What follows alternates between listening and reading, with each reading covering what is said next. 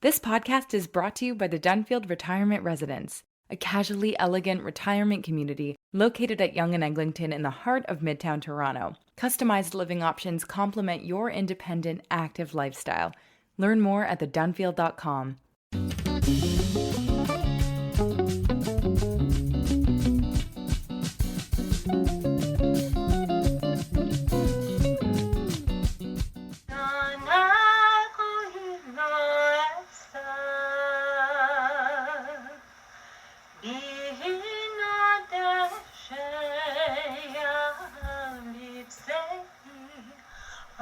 That's what it sounded like in Winnipeg on Sunday night in the parking lot outside of the new home of Eitz Chaim Synagogue, where they held a short service to mark the 30th day since the October 7th Hamas massacre of Israelis. The Shloshim service is traditionally observed 30 days after the funeral of a Jewish person. Sunday yesterday was also the day that Toronto student Maya Winkler was supposed to finally start her first day of classes at Reichman University in Herzliya, Israel. Winkler is 19. She graduated from Toronto's Tannenbaum Chat High School, did a gap year, and then arrived back in Israel on October 3rd. Hamas attacked 4 days later, and Reichman U has remained shut ever since. Nonetheless, Winkler has decided to stay in Israel, and she's volunteering with displaced Israeli families, sorting used clothing donations, basically doing whatever needs doing. Now, we don't know exactly how many young Canadians like her are in Israel right now on gap year programs or study abroad semesters, but we do know many flew home to Canada within a week or two of the surprise attack. But Winkler is one of the Canadians from the cohort who have chosen to remain, despite everything. And truly, I feel safer in this war zone than I do in Canada. I'm Ellen Besner, and this is what Jewish Canada sounds like for Monday, November the 6th, 2023. Welcome to the CJN Daily, a podcast of the Canadian Jewish News and sponsored by Metropia.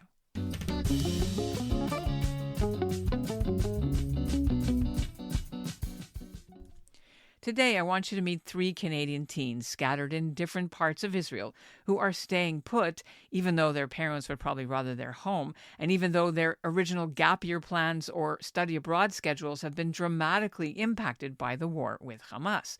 Maya Winkler enrolled in Reichman U for this fall in Herzliya, but classes have been canceled for weeks since the war started. So with nothing to do, Winkler did what she always does. She volunteered. You may know her name because for 15 years, Maya and her older brother Zachary ran an annual cotton candy stand in the driveway of their Thornhill, Ontario home as a fundraiser for the Hospital for Sick Children. Joey Lipetz is 18. He's a class of 2023 grad from Or Chaim School in Toronto. He's now based near Jerusalem at a yeshiva in Mevaseret Zion, where the students are studying but also helping spiritually as well as financially. And Leora Prutschi, also 18, also a class of 2023 grad, but from Tannenbaum Chat High School. Her dad is Ed Prutschi, a judge now with the Ontario Court of Justice, formerly a high-profile criminal lawyer and media personality. Leora went to Israel as a UJA reverse Shinshinim to volunteer with needy communities. She's based in Eilat, and all 3 of them join me now. Hi, thank you. Hello. When did each of you get there? I arrived October 3rd, and my school was supposed to start October 15th, but obviously that changed. Joey, how did you get to Israel? When were you there? So I graduated from high school last year, and this is my first year at yeshiva. I came in August 21st, so I've been here for 2 months now around. And so is your school in session? Is your yeshiva working? What's happening? We're fully in session now. A few people went home, but most of the guys are still here. Okay, and Leora? So I got to Israel in late August, where I spent time with my friends and family who live in the center of Israel because my program started early September in Eilat. So I've been here for about 2 months. You're in Eilat. Tell us what you're doing day to day.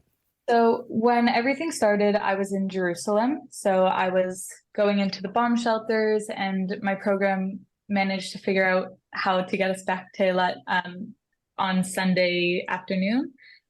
And since we've been here, I have spent the majority of my time at the Timna Park. It's being used to host families, so like from the Gaza envelope. So I was there every day taking care of the amazing kids that were there, And then they've been able to go to different hotels to be with all of they're all from one moshav together. So now they're all together. And we've been working at clothing drives and the hotels with people from different areas around Gaza.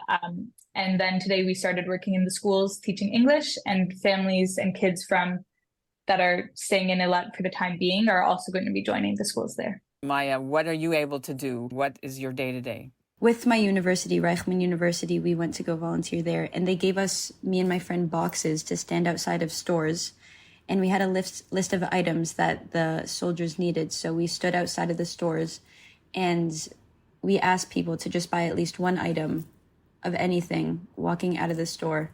And maybe 98% of the people did it and it was amazing. Also, a lot of mothers have to take care of their kids while their husbands are in miluim, while they had to go back to the army. So we're babysitting for a lot of kids as well. Joey, you're in yeshiva, you're studying. What does your day-to-day look like? So at the beginning, we were actually on break, but we were all in yeshiva for the Jewish holiday, Simchat Torah. And then the break was supposed to end on Wednesday, but we decided to cut the break early and start right away on Monday. And the day-to-day has been pretty normal, like a lot of learning, but a lot of opportunities to volunteer and do stuff. We raised, I think, $300,000 in 2 hours to sponsor gear for a unit, and we packed all the gear themselves, and then we came and we spent time with this unit. We've been tying a lot of tzitzit for the soldiers every day. That's something we do. A lot of tehillim, multiple times a day we do tehillim for the soldiers, praying for them. And even this past Saturday night, we went to a hotel with all these kids who were evacuated from cities near Gaza. We just had like a party with them, really, just to give them joy and spend time with them. Joey, you were saying you tied a lot of tefillin, or tzitzis, I'm sorry. You said you tied a lot of... Do you know how many you actually did? I would say it's probably over 1,000 at this point. We had every week we have a new shipment in white and green for the combat soldiers. And there's people who stay there for hours, all night, just tying tzitzit all day and all night. So I would say it's over 1,000 probably at this point. What does it mean to you to do this work?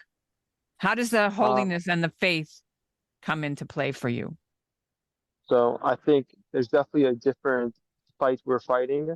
We're not on the front lines. We're not holding a gun, but there's something we believe that it's also very important to have God on our side and pray and do all these things. And in the end, we believe it's all in God's hands. So we want to do all we can to help the soldiers in a spiritual way and in a physical way. And we believe that we do make a difference with what we do in yeshiva. A lot of parents that I know who have kids made them come home, but many did not. Talk to me about the pressure you felt and how you navigated the decision to stay. I've been here before with my family during other wars. We were here in 2014 during the summer, and we were here in 2021 where there was that somewhat of a war.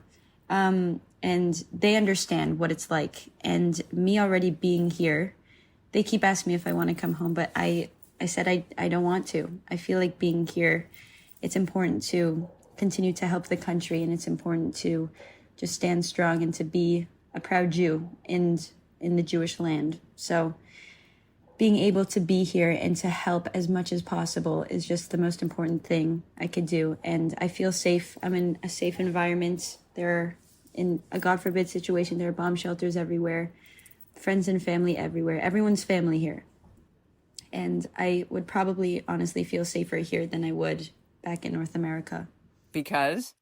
Because there's so much violence there as well. A lot of my friends have been experiencing lots of verbal threats and have just been witnessing tons of pro-Palestine, either protests or posts or just a lot of bad things. And here, everyone is just together. Everyone is here in the country where it's all happening. And you know the safe areas to go, and you know that it's a safe place because you're all working together to try and protect this country as much as possible. And I saw, Joey, you were nodding about the pressure that your maybe family and you discussed. Can you walk us through a little bit about how you decided to stay? So there's a lot of people I know who their families and their parents, they put a lot of pressure on them to come home. But personally, I felt that it's super important, especially at a time like this, to stay in the country. And I feel like the unity in this country right now is truly inspiring. I want to be part of this. I want to be part of this nation. It's amazing what I've seen, how everyone has come together. I feel this is the time I need to stay. I understand why people left, but I feel we shouldn't run away at the first signs of trouble. We should stand strong and come together as one nation. I feel this is the most important time to do that. So how do you check in? Like, is there a rule now? Your parents or your family are like, all right, every hour on the hour, you're WhatsApping, or what is the deal you made? So I know a lot of people, their parents buy flights for them, and they keep moving the flights every week just to see week by week what happens. Me personally, I talk to my parents. I said, I'll call you every day, whatever you need. And right now, things are pretty safe where I am. And I said, as long as that things are safe, they agreed that I should be able to stay here. Maya, you were like, do you want to jump in? You got a brother there too, I am told, and I'm supposed to ask you what he's been through. So my mother put us all on Life 360 so that she knows where we are at all times. And we always made fun of that app before this whole war started, but now she thinks it's pretty important.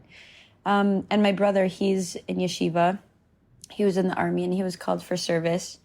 And he was in a base pretty close to Tel Aviv. And at that base, that's where, and it sounds horrible, that's where they kind of transferred all of the dead bodies. And his mindset was so beautiful about it because he felt that he was able to have the privilege of cherishing these heroes for the last time. So he was chesed shel emes to work with the deceased and give them the send-off they can thank you for. Yeah. And Leora, you are in Eilat. And what deal did you make with your folks that you want to stay? So it never really was a conversation for me to come home because my parents know that I'm not leaving. I plan on making Aliyah. That is my goal in life. I will not be leaving the country, especially during wartime. That's the time I feel we especially have to be here. If I were in Canada right now, all I would be doing is worrying about my friends and my family who are in the army, who are in the areas where everything's happening. While I'm here, I'm doing whatever I can to be helping in any way. And like Maya said, I feel safer here. I felt safer in the bomb shelter in Jerusalem than I would in Canada. The universities that a lot of my friends go to, somebody went around the dorms and ripped off all the mezuzahs. There are people walking around taking down the signs of all the victims that were kidnapped. There are rallies going on that have swastika, like people are holding up signs of swastikas. I think a lot of people in the diaspora feel much more unsafe than they ever have in the last few generations, especially with all the protests in the streets. I think that would be something. They didn't send their kids to school last Friday. Nobody went. I mean, very few people went. So what happens now? There's going to be a whole ground invasion and trying to find the hostages. What are you expecting will happen next and what you will do? I think we just have to continue what we're doing. We have to continue trying to help as much as possible with volunteering and just support and being there for one another. And if school does start, I do believe that there is going to be a Zoom option. All of my roommates are in America still, and their parents are not letting them come. So I'm kind of figuring it out as we go on. And Joey, what about you guys at the yeshiva? What's the plan? I think the yeshiva will definitely stay open. I would say for now, I'm planning on staying in Israel as long as I can. Right now, my yeshiva is technically on lockdown, which is you're not supposed to leave the city. You're not supposed to go to Yerushalayim, you're not supposed to go to Tel Aviv. And Leora, what about for you? What's the future for you? I'm not leaving Israel. I will not be leaving this country. Our next break is Hanukkah or something like that. My family was meant to come visit me, but we've canceled their trip since then. But my program has been very good about keeping all of us updated and staying up to date with where it's safe for us to go. For right now, we're staying in Eilat. I have friends and I have family that are serving. They're on the front lines. I can't leave. Like this is where I have to be. This is where I will be. You mentioned earlier that you working with kids who've been evacuated from the Gaza envelope. What are the stories they're telling you? With Timna, I've mostly been with little kids. So they had psychologists come and talk to them and help them. But a lot of them, more or less, my job was just kind of, I wanted to keep them happy and keep their minds off of the fact that their homes are destroyed. Like my job was not to have them focusing on that. If they wanted to talk to me, they knew I was a comfortable place, a welcoming place, but I more wanted to keep them distracted than that. A lot of the parents would tell me about what their kids had been through, which was insane. Something that no child should ever have to experience. But the kids themselves, I came every day. I was a familiar face. And whenever I came, the kids were ready to tell me that they wanted to learn how to make bracelets. They wanted to play soccer. Like it just went straight to having fun with them, which is how I wanted it to be. When you said that it was insane, you rolled your eyes. So we're talking about the villages that were part of the Hamas attack, or? The families are mostly from a moshav that's very much in that area. One of the dads was a first responder at one of the kibbutzes that is all over the news right now. The stories were mortifying, but they have to be shared. So for the first few days I was there, the majority of the dads were in the army or just still at the kibbutz fighting. But it's in that area. They're currently working on, after everything's done, they want to rebuild their shul there as a memorial for all the people that they've all lost because it's their community that was destroyed. Okay, thanks. That's helpful. Did you want to send a message home that you want our listeners to understand what it's like to be a gap year or a yeshiva year student from Canada in there at the moment? I just want to say that this is our country. It's amazing seeing everybody posting and standing in favor of Israel, standing together as a country, doing whatever we can to help each other. It's Am Yisrael Chai, Jewish Brotherhood. I am so proud to be here. Israel is just absolutely incredible. It's our home. There's good weather here, which is definitely a pro. And from what I'm experiencing, I'm still experiencing somewhat of regular life, just a little bit of a war zone. I've only experienced one siren in Modi'in, and the rest of the time I'm walking the streets. I believe about maybe 90% of the country kind of feels normal, you know? I'm walking along the beach and people are still swimming and it's still amazing and people are just all working together, and my experience is actually so meaningful and incredible, and I'm so proud and grateful to be here. That's beautiful. I thank you so much for all of you for sharing with us. Be safe and bless you for doing this. Thanks for being on the CJN Daily. Thank you so much. Thank you so much. And that's what Jewish Canada sounds like for this episode of the CJN Daily, sponsored by Metropia: integrity, community, quality, and customer care. Before we end, I wanted to update you on two stories. The first one is about the episode we did about why CBC News doesn't use the word terrorists to describe Hamas. Now, the CBC's Ombudsman's Office has announced that it's opened a review of this policy after receiving a complaint from the public. And the Ombudsman, Jack Nagler, says he'll release his findings when his review is complete. And I also wanted to let you know that we've asked repeatedly for an interview with Canada's new special envoy on anti-Semitism and Holocaust denial, Ambassador Deborah Lyons, since her appointment was announced a month ago. She has repeatedly declined the CJN's requests. Thanks for listening to the CJN Daily. As always, you can write to me at ebessner@thecjn.ca.